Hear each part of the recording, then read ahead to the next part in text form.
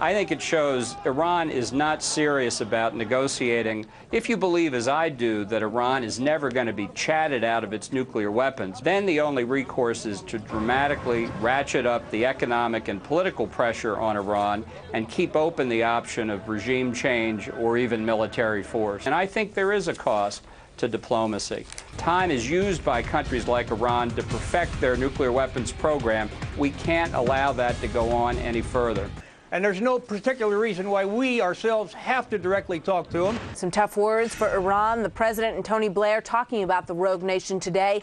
And former U.S. Ambassador John Bolton says it's clear that Iran won't be talked out of its nuclear program and that the pressure against them should be, quote, massively increased, according to him, including the threat of attack. Carter opened Pandora's box by his idiotic, stupid policies of human rights. This region of the planet holds over half of the natural oil resources on the planet, and they say that they want to start using nuclear power.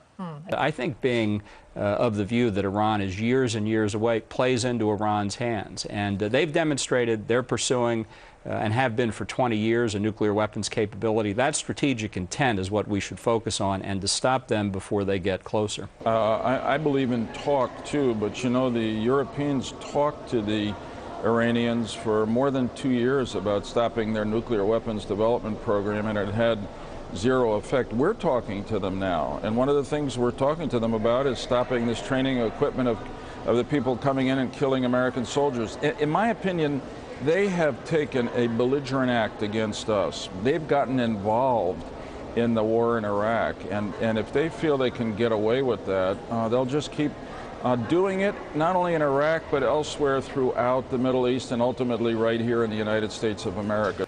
Well, I think there are a number of things we can do to put additional pressure on them. I wish we had more support from Europe, which has essentially taken 4 years of negotiation without applying adequate pressure, given Iran the time it needs to perfect many of the critical aspects of its nuclear weapons program. Time is really growing very short here. I don't think sanctions have much of a chance. Well, what they actually want, does that include the freedom of those 5, what they call diplomats who have been seized in Iraq?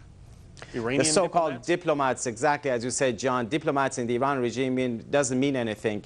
Sure, they'd love to talk about everything. Diplomacy is not a cost-free instrument, despite what some people say. Diplomacy takes time. Time gives Iran more time to perfect its nuclear weapons, even if they don't want to talk about that. It gives its proxies, Hezbollah, Hamas, and other terrorist groups time to do what they need to do. Sure, the Iranians would love to talk. Why not? Time is on their side. Let's recognize that we have slow-motion diplomacy dealing with Iran right now on the nuclear issue, and we have fast-paced nuclear development. So we have a mismatch between our objective and the means we're employing.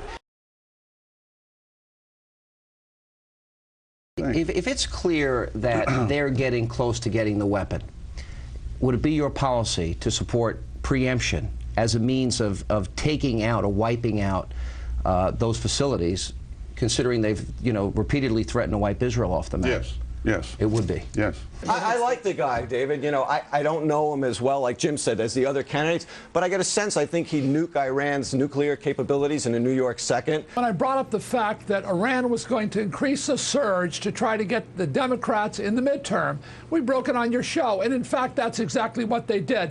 Iran is planning on ratcheting up their attacks also for 2 reasons in Iraq. First, we are coming up on an election. They want to ensure that the Democrats are going to vote out our troops out of Iraq. I think that that what's being set up here is a decisive general election issue over the idea of going to war with Iran. Isn't it funny that John Edwards, of all of the celebrities out there, are available to go on the campaign trail, Danny Glover?